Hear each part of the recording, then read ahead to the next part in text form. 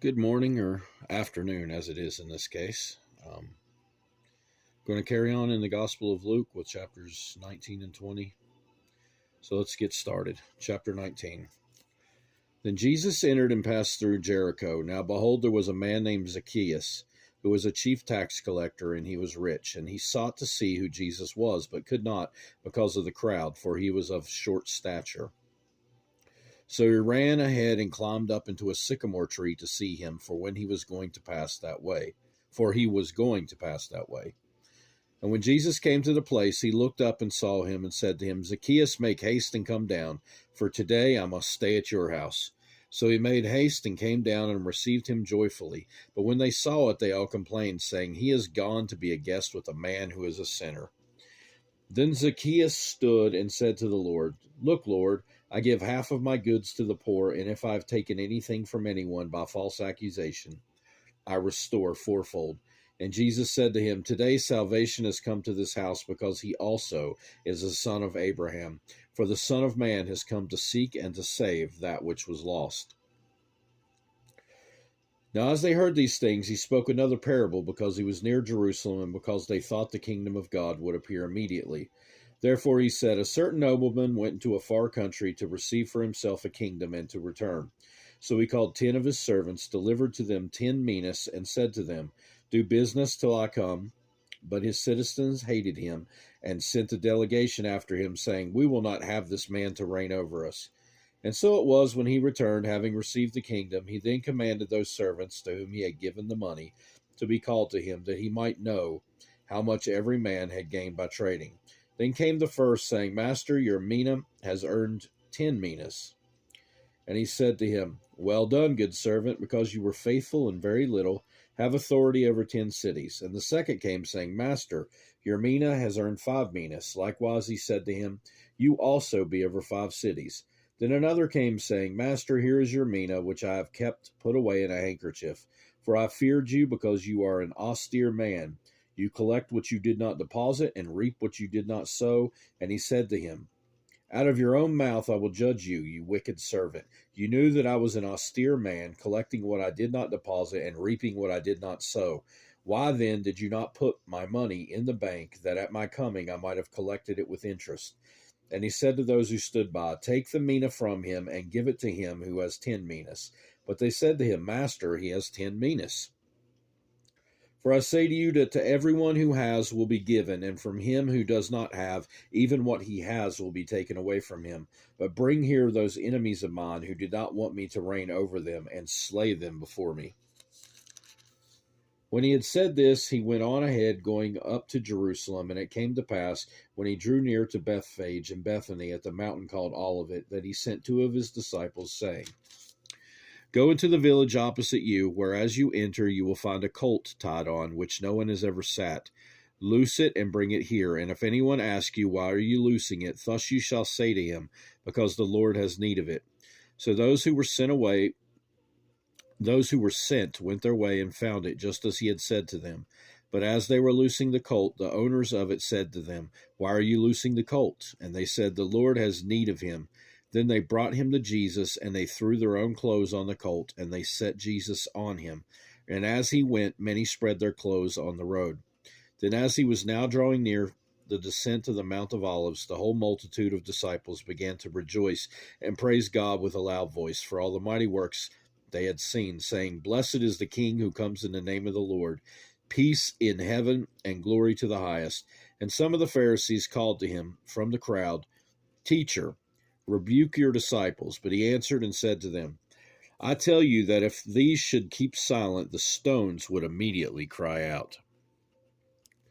Now as he drew near, he saw the city and wept over it, saying, If you had known, even you, especially in this your day, the things that make for your peace, but now they are hidden from your eyes, for days will come upon you, when your enemies will build an embankment around you, surround you, and close you in on every side, and level you and your children within you to the ground, and they will not leave in you one stone upon another, because you did not know the time of your visitation. Then he went into the temple and began to drive out those who bought and sold in it, saying to them, It is written, My house is a house of prayer, but you have made it a den of thieves. And he was teaching daily in the temple, but the chief priests, the scribes, and the leaders of the people sought to destroy him, and were unable to do anything, for all the people were very attentive to hear him. Chapter 20. Now it happened on one of those days, as he taught the people in the temple and preached the gospel, that the chief priests and the scribes, together with the elders, confronted him and spoke to him, saying, Tell us, by what authority are you doing these things? Or who is he who gave you this authority? But he answered and said to them, I also will ask you one thing, and answer me. The baptism of John, was it from heaven or from men? And they reasoned among themselves, saying, If we say from heaven, he will say, Why then did you not believe him? But if we say from men, all the people will stone us, for they are persuaded that John was a prophet. So they answered that they did not know where it was from. And Jesus said to them, Neither will I tell you by what authority I do these things. Then he began to tell the people this parable. A certain man planted a vineyard, leased it to vine dressers, and went into a far country for a long time. Now at vintage time he sent a servant to the vine dressers that they might give him some of the fruit of the vineyard. But the vine dressers beat him and sent him away empty-handed. Again he sent another servant, and they beat him also, treated him shamefully, and sent him away empty-handed. And again he sent a third, and they wounded him also and cast him out. Then the owner of the vineyard said, What shall I do? I will send my beloved son. Probably they will respect him when they see him. But when the vine dressers saw him, they reasoned among themselves, saying, This is the heir. Come, let us kill him, that the inheritance may be ours. So they cast him out of the vineyard and killed him. Therefore, what will the owner of the vineyard do to them? He will come and destroy those vine dressers and give the vineyard to others. And when they heard it, they said, Certainly not. Then he looked at them and said, What then is this that is written? The stone which the builders rejected has become the chief cornerstone. Whoever falls on that stone will be broken, but on whomever it falls, it will grind him to powder. And the chief priests and the scribes that very hour sought to lay hands on him, but they feared the people, for they knew he had spoken this parable against them. So they watched him and sent spies who pretended to be righteous, that they might seize on his words, in order to deliver him to the power and the authority of the governor. Then they asked him, saying, Teacher, we know that you say and teach rightly, and you do not show personal favoritism, but teach the way of God in truth. Is it lawful for us to pay taxes to Caesar or not? But he perceived their craftiness and said to them, Why do you test me? Show me a denarius. Whose image and inscription does it have? They answered and said, Caesar's. And he said to them, Render therefore to Caesar the things that are Caesar's, and to God the things that are God's. But they could not catch him in his words in the presence of the people, and they marveled at his answer and kept silent. Then some of the Sadducees, who deny that there is a resurrection, came to him and asked him, saying, Teacher, Moses wrote to us that if a man's brother dies, having a wife, and he dies without children, his brother should take his wife and raise up offspring for his brother. Now there were 7 brothers, and the first took a wife and died without children, and the second took her his wife, and he died childless. Then the third took her, and in like manner the 7 also, and they left no children and died. Last of all the woman died also. Therefore in the resurrection, whose wife does she become? For all 7 had her as a wife. Jesus answered and said to them, The sons of this age marry and are given in marriage, but those who are counted worthy to attain that age and the resurrection from the dead neither marry nor are given in marriage, nor can they die any more, for they are equal to the angels and are sons of God, being sons of the resurrection.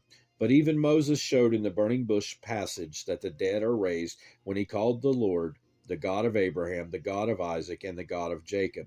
For he is not the God of the dead, but of the living, for all live to him.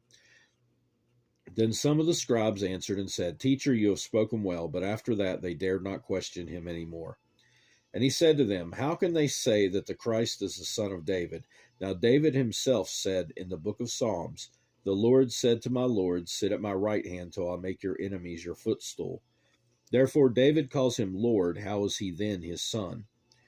Then in the hearing of all the people, he said to his disciples, Beware of the scribes, who desire to go around in long robes, love greetings in the marketplaces, the best seats in the synagogues, and the best places at feasts, who devour widows' houses, and for a pretense make long prayers.